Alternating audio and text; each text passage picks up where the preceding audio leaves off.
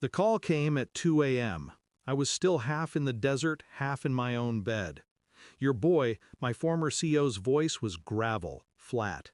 A rival crew of 9 caught him. Fingers gone. They mailed them to us. I didn't breathe, didn't curse, didn't scream. Then my section chief came on. His tone was a blade sliding across a whetstone. You've got 24 hours. An eye for an eye isn't enough. Take their hands, take their heads, burn it all. 3 hours per man, more than enough. I hung up. The house was dark, my wife asleep, my son's laughter still etched in the walls. And beneath my skin, something colder than rage. They thought I was a man who could be hurt. They forgot what I was trained to be. But the war outside was only one war. The real betrayal lived under my own roof. Small things first. Shadows. A phone buzzing too long in her pocket. Her eyes catching mine and darting away. A text she deleted too quickly. I'd been gone too much. Afghanistan, Iraq, Colombia. Delta doesn't send you home for birthdays. And in my absence, she found someone who did. At first I told myself it was exhaustion, paranoia from endless rotations. But her voice changed when she spoke my name, like it no longer belonged to her. The son I fought for, bled for, suddenly became a question I never thought to ask. I moved like I did in country, quiet, precise. I pulled the phone records. I studied the times, the gaps, the patterns. A second life written in digits. DNA was easier than it should have been. A toothbrush, a strand of hair, a swab pressed against the inside of my own cheek. Cold science, where trust used to live. Days stretched. Each moment with her became theater. I smiled when I wanted to break glass. I kissed her forehead and cataloged the lies in her pupils.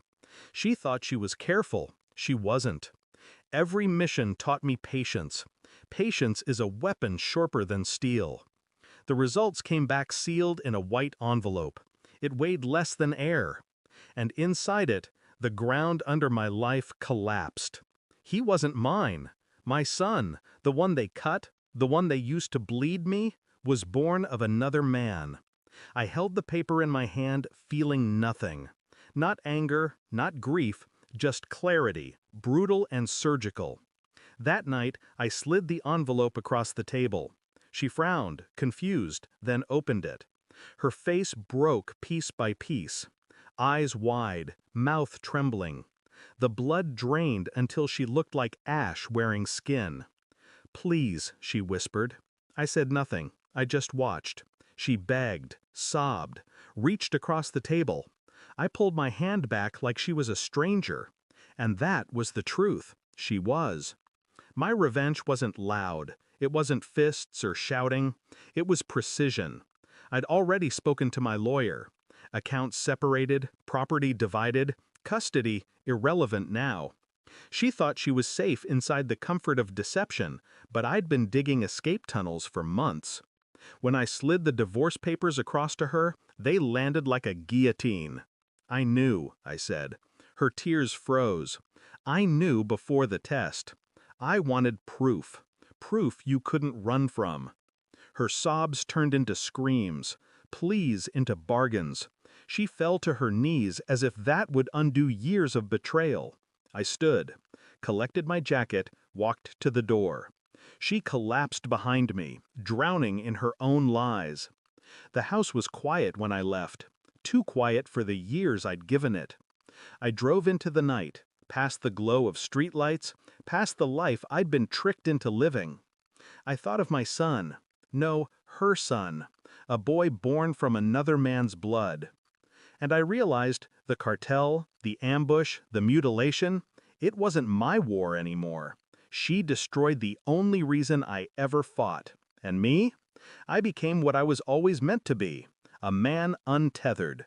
No pity, no regret, no more illusions. The last line of my life with her closed as simply as a trigger pull. And like every target I ever eliminated, she never saw it coming. Thanks for watching. Don't forget to like, share, and comment. Subscribe now to Cheating Stories Insight World for more amazing stories.